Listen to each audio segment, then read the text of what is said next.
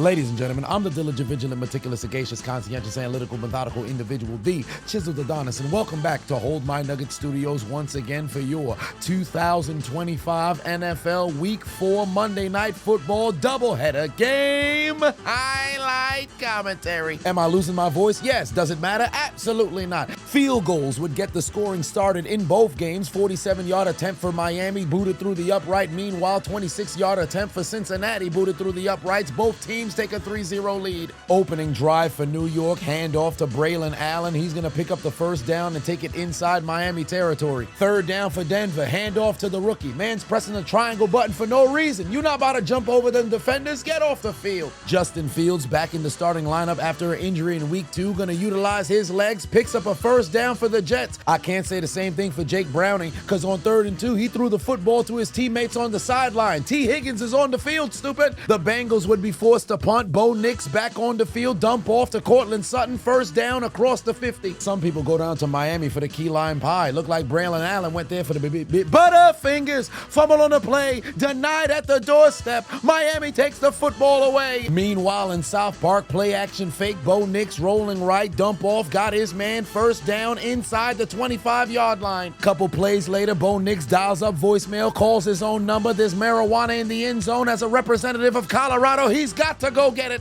Touchdown Broncos, they take the lead. Into the second quarter we go. 2 on the play action fake. Looking left, he's got Tyreek Hill, who is having a very good game. He's already over 50 yards on a huge catch and run. Then 3 plays later, huck to it. Waddle, waddle.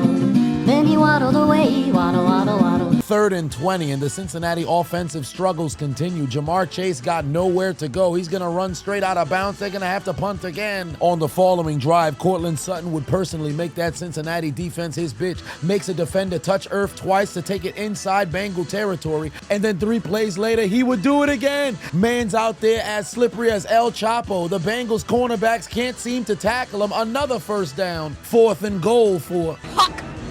He rifles it to the back of the end zone. Darren Waller coming out of retirement. First touchdown catch since 2023. Touchdown Dolphins. They're up by double digits. Think fast. Jet sweep.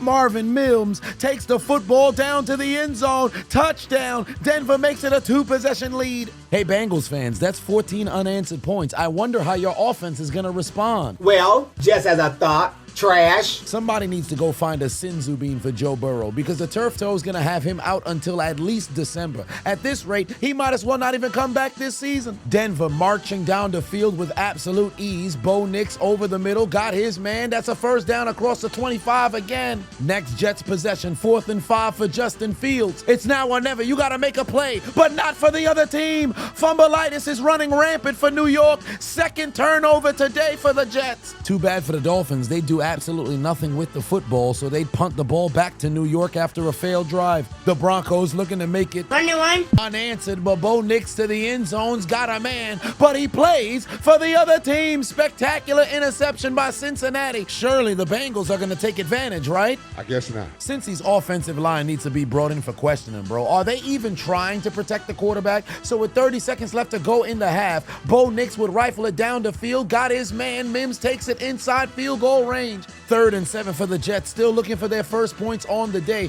Justin Fields would find his college teammate. Garrett Wilson would take it inside Dolphin territory. Last drive, the Bengals denied them 6. This time, the Broncos would get what they were looking for. Cortland Sutton holds on to the football in the end zone. Unanswered points. The Jets line up for a 58-yard field goal from Nick Folk, and he boots it through the uprights to get the Jets on the board. Eat a dick, old man. Underdog just leveled up, and for Week 5, Thursday Night Football, they're offering all new customers a give me pick with Brock Purdy. All he needs is 1 yard, and it's a lock. And keep in mind, for all new customers signing up with my promo code Adonis, play $5 and get $100 in bonus funds. 100. And just between me and you, Underdog every single week is running a brand new promotion where they're going to offer new customers a gimme pick. So make sure you guys scan the QR code on the screen or click the link in my description and download the Underdog app. Use promo code Adonis, Adonis. And remember, new customers play $5 and get $100 in bonus funds. Into the second half we go. Just when you thought the Jets could have at least attempted to build a little bit of momentum, the fumbleitis was on display again. Butterfingers. Third time they put the football on the ground. We just started the second half, bro. How you turning it over already? Terrible news for Miami. After picking up a first down, Tyreek Hill would dislocate his knee. He's out for the remainder of the season. And if you remember, he said he was hoping to retire with the Miami Dolphins at the conclusion of his contract. If this is it for the Cheetah, it's been a hell of a career, and he's off to the Hall of Fame. The Dolphins would honor him by finding the end zone on the play action. 2-0 to go to the end zone. He's got Darren Waller for the second time today. Touchdown Dolphins, 2-possession lead again. After a Denver punt, let's check in on that Bengals offense. Absolutely no protection. Very next play, they'd be forced to punt. Mims tried to call for a fair catch, but he bobbles the football, goes right into the hands of the Cincinnati Bengals, and that's gonna be the first take again, Jetsa! The referees ruled this a flag due to catch interference, but this man bobbled the football on the initial catch of the ball. He never had full possession. What do you want the defender to do? Read the lips of the referee. He said he bobbled it. If this was a regular routine fair catch, the defender wouldn't even make contact with him. Mans went into him with the football. This is a textbook fumble. There's no scenario where this isn't a turnover. And I know what you're thinking. Although the rule book says if you were to muff the punt after signaling for a fair catch, you have to give the catcher an opportunity to secure the football. But this is clearly the ball coming loose. Furthermore, let's take the rule to the extreme. Let's say the Bengals player wasn't in his way and he continued to bobble the football going 10 yards forward, simply trying to secure possession. At what point was he given an adequate chance to secure the football? You got to tweak the rule here. Anybody with two eyes can say this was a fumble. The Bengals got hoed. Ensuing drive for the Jets, it's 4th and 1. Justin Fields trying not to fumble the football like he did last time. Reverses field, goes back down the sideline. He's got a couple blockers out in front, makes a Dolphin miss. 43 yards to the end zone. Touchdown. The Jets have made it a one-score game. Just take a second and look at Allen Lazard. This man is observing Justin Fields. He didn't find a Dolphin to block until Fields was entering the end zone. If they threw a flag for an illegal block in the back, they should have cut your ass on the field. Following drive, Dolphins back on the field. Play action fake for Huck to it. Waddle, waddle. Then he waddled away. Waddle, waddle, waddle. Huck to it. On 3rd and 8, looking to go down the field. Nobody's open. He's gonna run. Slide to her. Get down. CTE's calling your name. Foul, foul. The Jets got flagged for a personal foul, and I know it's Tua, but let's be real here. This was not a flag. Mans ain't even touch him. One quick look at that Bengals offense. Following the penalty, the fresh set of downs will put the Dolphins in striking distance. Devon!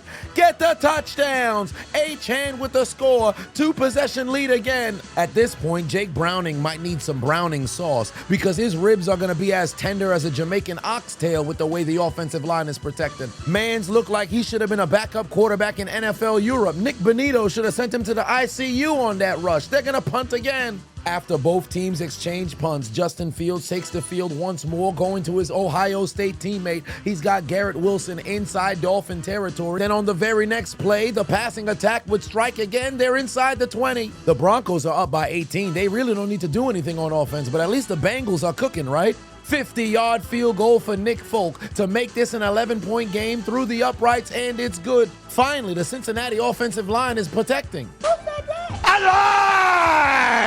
If you're interested in hiring hitmen, forget about snipers, forget about people who know how to shoot guns. Hire the Cincinnati starting offensive line. Maybe even get their offensive line coach. I can guarantee you, your target will be dead. The Broncos would get the football back. They'd drive inside Bengal territory, toss over to J.K. Dobbins. He'd go over 100 yards. And for the first time since Latavius Murray in the final game of the 2022 season, the Broncos have a 100-yard rusher. Then a couple plays later, with under 5 minutes left to play, the Broncos would take the dead Namekian to the funeral home and put the nail in the coffin. Bengals go down 28-3. 28-3 and 28-3 and 28-3 and walk out the door, you see someone that you know and they ask you how you are, and you just have to say that you're fine when you're not really fine, but you just can't get into it because they would never understand.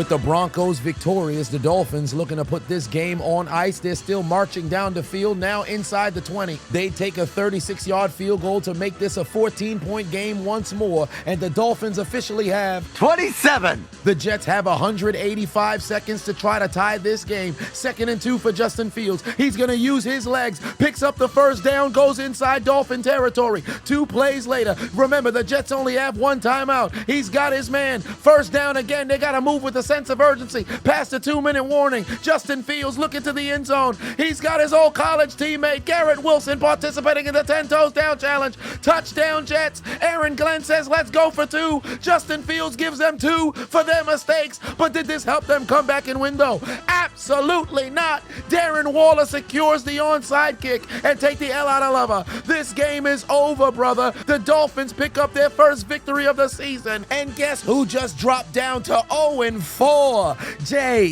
Jets just end the season as the Jets would join the Bengals in taking out their Metro cards and getting aboard the L train. You lose. Failure. Fresh hot ales. It's over. You lose. Wait a minute, you could have saw this video early and ad-free. All you have to do is become a member on my Patreon. So either click the link in my description or head over to patreon.com/ChiseledAdonis. Not only you'd be helping out the channel, you'd also get all of my content early and ad-free before the internet even sees it. Any little thing helps, I appreciate you. If not, hit the subscribe button or follow button. Anything you can do to help out the channel. I'll see you on the inside.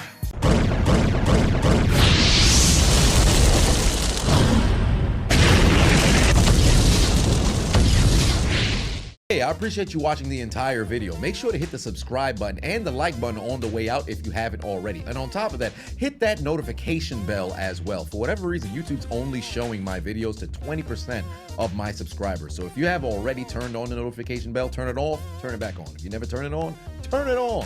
I appreciate you.